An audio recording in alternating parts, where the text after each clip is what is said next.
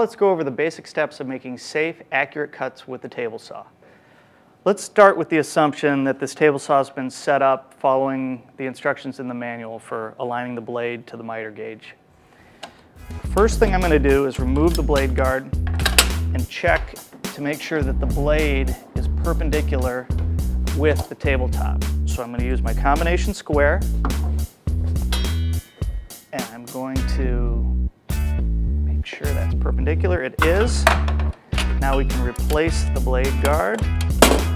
Next, let's set the fence position. In this case, I'm going to make a 2-inch rip cut. So I'm going to set the fence to 2 inches. Oh. And it's a good idea, even if you've set your gauge, to check it once in a while with a rule to make sure that the inside edge of the tooth is the correct distance from the fence. It's also good occasionally to measure the back side of the blade. You want to make sure that distance is the same as the distance on the front side of the blade, or maybe slightly larger. What you absolutely don't want to have is the fence towing in toward the back of the blade and that distance being narrower, because that's going to pinch the wood and potentially cause kickback, which is dangerous. Next, we're going to set the cutting height. So you take your workpiece, and I'm going to lower the blade so that the gullets, the valley between the teeth, is just, the bottom of the gullet is just slightly above the top of the workpiece.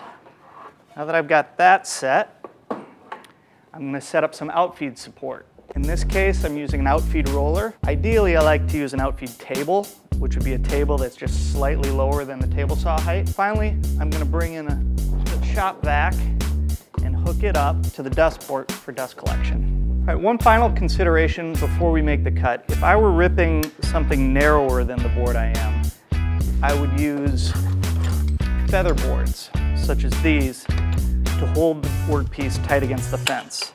These simply slip into the miter slot.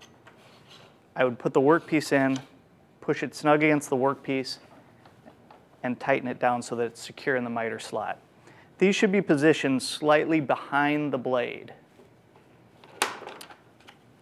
And finally, whenever you're ripping something narrow along the fence, you don't want to squeeze your fingers into that space.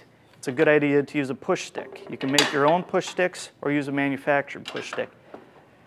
And this will help move the workpiece through the cut. Now our saw is set up, we're ready to cut. But before we do, I want to be sure we've got the proper safety gear. Got my safety glasses, ear protection, my push sticks close at hand. I'll turn on the dust collection. Board is ready. Turn on the saw.